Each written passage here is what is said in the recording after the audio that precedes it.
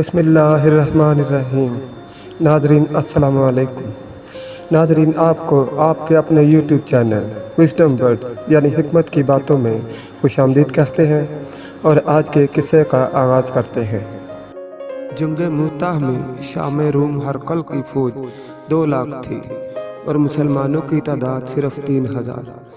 حضرت عبداللہ بن رواحہ رضی اللہ تعالیٰ عنہ نے یہ صورتحال دیکھ کر مجاہدین میں حسب ذیل تقریر فرمائی: مسلمانوں، شہادت ہی کے ذوق میں ہم گھر سے نکلے ہیں۔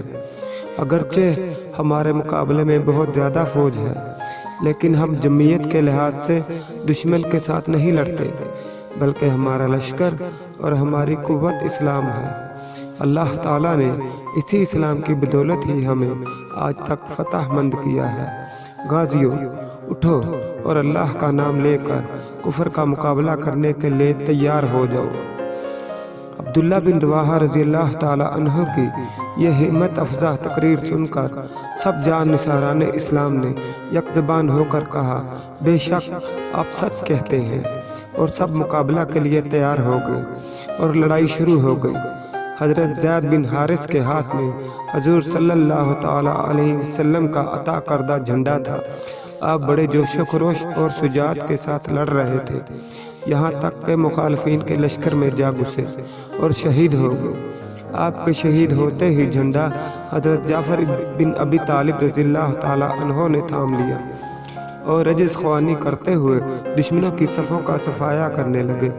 جب ان کا گھوڑا زخمی ہو گیا تو پھر بھی وہ پاپیادہ لڑنے لگے، اور دشمنوں نے جب ہر طرف سے وار کرنا شروع کر دیے تو پہلے ان کا ایک بازو کٹ گیا، لیکن آپ نے دوسرے بازو سے جھنڈا تھام لیا اور اسی طرح لڑتے رہے، اور جب دشمنوں نے دوسرا بازو بھی جدا کر دیا تب آپ نے دونوں کٹے ہوئے بازوؤں کو جوڑ کر علم اسلام کو اپنے سینے سے لگا لیا، لیکن علم کو گرنے نہ دیا۔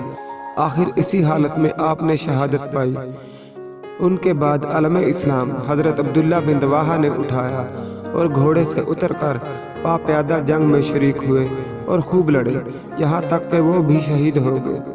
حضرت عبداللہ کی شہادت کے بعد مسلمان پریشان ہونے لگے، مگر ثابت بن ارقم انصاری رضی اللہ تعالیٰ عنہ نے علم اسلام ہاتھ میں لے کر کہا: مسلمانوں، تم حضرت خالد بن ولید کو اپنا سردار مقرر کر کے جہاد شروع رکھو۔ چنانچہ سب نے اس بات پر اتفاق کیا اور حضرت خالد بن ولید رضی اللہ تعالیٰ عنہ آگے بڑھے اور مسلمانوں کو للکار کر بڑے جوش و خروش کے ساتھ دشمنوں پر حملہ کر دیا۔ حضرت خالد رضی اللہ تعالیٰ عنہ کی سیادت میں مسلمانوں کا کچھ ایسے زور سے حملہ ہوا کہ کفار کے حوصلے پست ہونے لگے۔ حضرت خالد بن ولید رضی اللہ تعالیٰ عنہ سب سے پیش تھے، اور جس کافر پر بھی آپ کی تلوار کا وار پڑتا وہ ایک ہی وار میں ٹھنڈا ہو جاتا، اور یہاں تک آپ لڑے کہ آپ کی 9 تلواریں لڑتے لڑتے ٹوٹ گئیں۔ ہر تلوار کے ٹوٹتے ہی وہ دوسری تلوار لے کر دشمنوں پر شیر کی طرح جھپٹتے تھے۔ حضرت خالد کی اس شجاعت کا دشمنوں پر ایسا رعب چھایا کہ ان کے پاؤں ڈگمگانے لگے۔ چونکہ رات ہو چکی تھی، اس لیے دونوں لشکروں میں لڑائی بند ہو گئی۔ صبح کو جب مقابلے کے لیے پھر دونوں لشکر صف آرا ہوئے تو حضرت خالد بن ولید رضی اللہ تعالیٰ عنہ نے ان مسلمانوں کو جو گزشتہ دن پیچھے تھے آگے کر دیا اور اگلی صفوں کو پیچھے کر دیا۔ اس صف آرائی سے دشمن کو یقین ہو گیا کہ مسلمانوں کی نئی کمک آ گئی ہے۔ ساتھ ہی اس کے حضرت خالد رضی اللہ تعالیٰ عنہ نے جوش و خروش سے حملہ کر دیا۔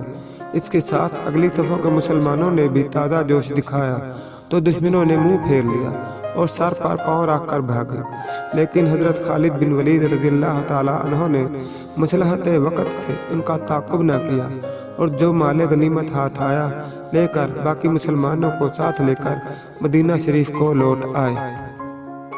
اس کے ساتھ ہی ناظرین ہمیں اجازت دیجیے اور ہمارے چینل کو لائک کیجیے، شیئر کیجیے، سبسکرائب کیجیے اور کمنٹ سیکشن میں اپنی رائے کا اظہار ضرور کیجیے۔ اللہ حافظ۔